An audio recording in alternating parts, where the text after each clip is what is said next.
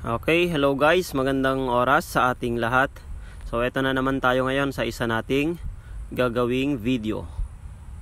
So kung makikita nyo guys, meron tayong isang tanggap dito na stand fan. Ang naging problema nito guys ay ayaw daw umikot, bigla na lang namatay. So try nating baklasin. Sinaksak daw nila guys ng gabi, tapos para gamitin sana nila ng magdamag. Kaya lang nung hating gabi, bigla na lang daw silang nagising kasi naramdaman nila na medyo mainit. Yun pala, namatay na yung kanilang electric fan. So baklasin natin guys, tanggalin natin tong back cover. So saksak natin para matry natin bago natin baklasin. Then switch 1, 2, 3, yun, ayaw.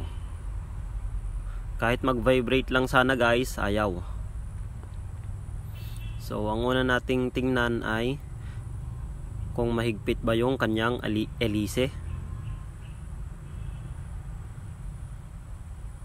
Ayun, hindi naman siya mahigpit guys. So check natin yung kanyang connection ng thermal fuse, kasi malamang dito sa electric fan na to ang nasira ay yung kanyang thermal fuse. Nag-overheat po siguro.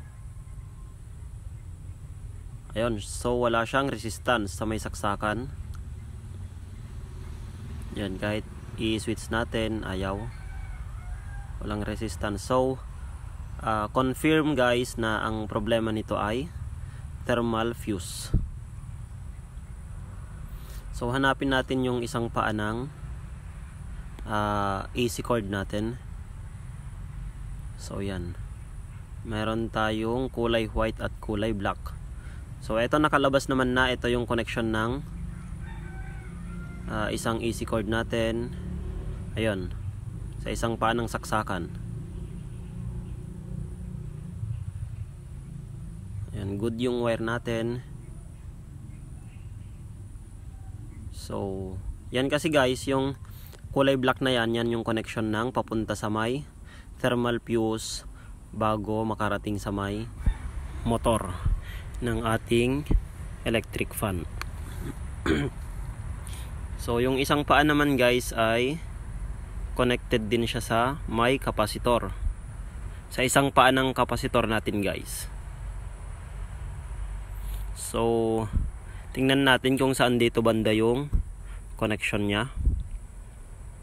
Pwede nating itry sa isang paa, at kung ayaw ay dun sa isa. Hindi naman masusunog yung makina natin guys kung itatry natin kung mali yung pagkalagay po natin. Kaya lang ang ikot niya ay pabaliktad kung sakaling mali yung napaglagyan natin. So yan, nabalatan na yung ating wire. Try nating i-connect. So saksak natin guys. Yan, saksak, tapos try natin na i-connect yung wire natin. So switch natin, tapos ayan, mapapansin nyo guys, baliktad yung ikot. Ayan, baliktad yung ikot nya. So ibig sabihin sa likod ba pupunta yung hangin pagka ganon. So try natin sa kabila naman. Ayan, yan yung baliktad ang ikot. So mali, hindi yan yung connection sa baba. Try natin dito sa baba. Ayun. So dyan yung tamang connection guys, sa baba.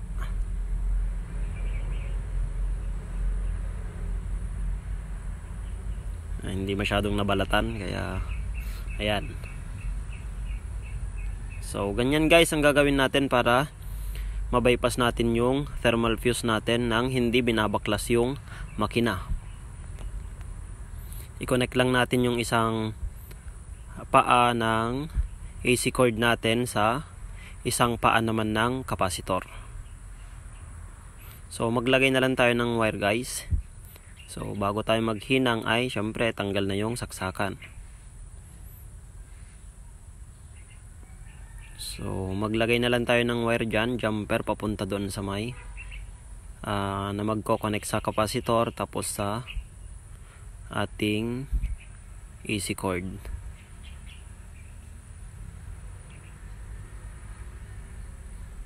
Yan, so pihit na natin, then lagyan natin yan ng wire.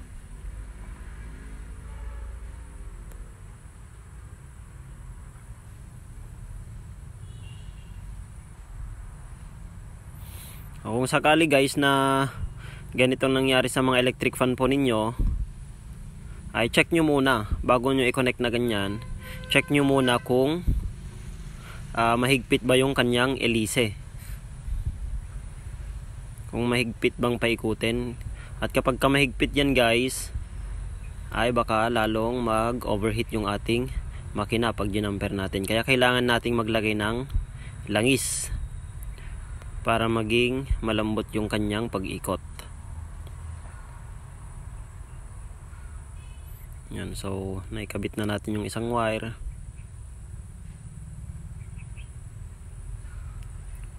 Connect naman natin sa kabila. So try ulit natin, saksak natin guys, tapos saka ilagay. Ayun, tama. Yan, okay na yung ikot nya, so lagay na natin, fix na natin guys.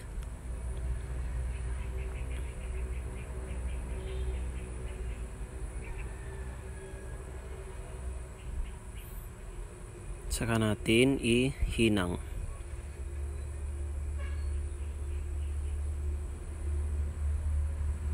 And guys, habang nihintay mo to, kung bago ka pa lang sa ating channel ay pa-subscribe naman para updated tayo sa mga susunod po nating gagawing video. So yan guys, nailagay na natin. Then subukan nating i-try.